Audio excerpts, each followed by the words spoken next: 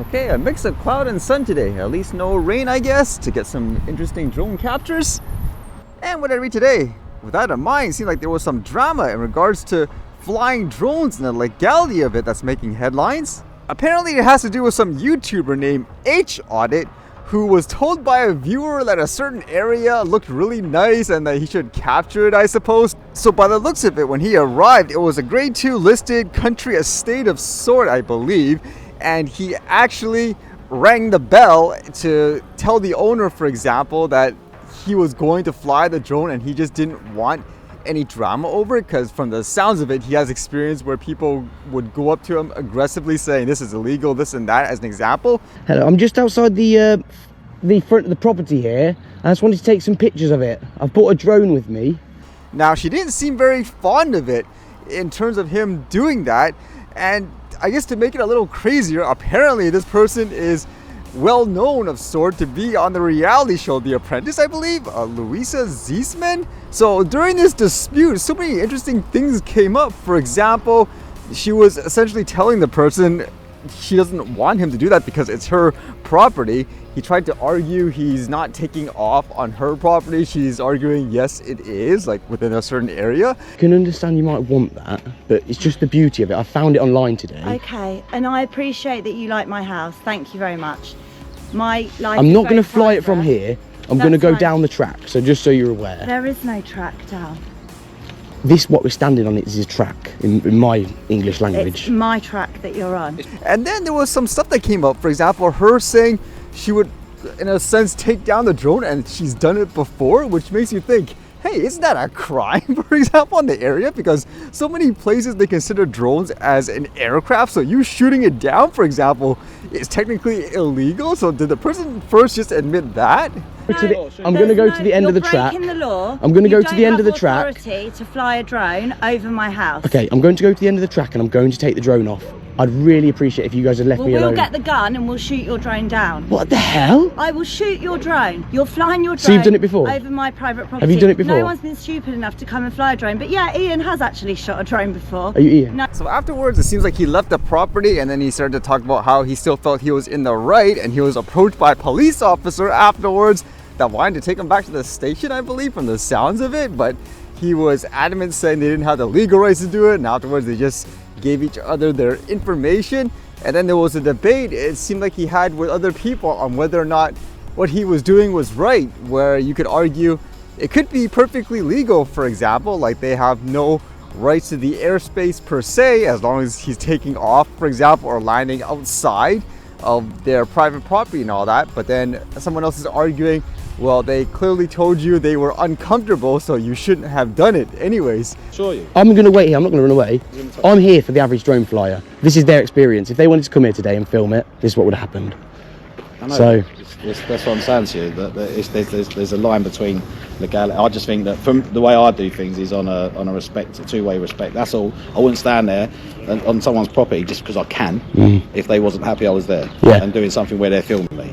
So just because it's legal, there's still about having a mutual respect with people, and maybe I don't know. So what would you think in that case in regards to who's right and wrong overall? And then there is the other perspective, which I wouldn't doubt, where people are arguing both sides are kind of hamming it up, making it bigger than it really should be in order to get, I guess, attention and all that. I mean, I wouldn't doubt that either, but what would you say in this situation? So many different dynamics, and whose side would you take in this regards?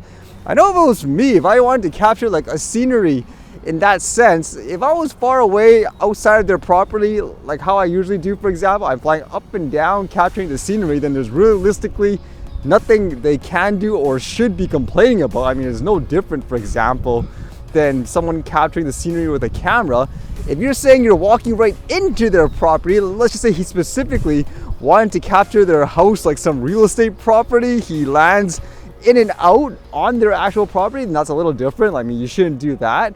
And then at the same time, in terms of legality, if it's perfectly legal and he's, let's just say, flying over the area at, say, I don't know, 100 meters or something like that, then it's almost no different than anything else in terms of getting flybys in that regards anyways. Now, if it crashes and stuff like that, then that's a different story.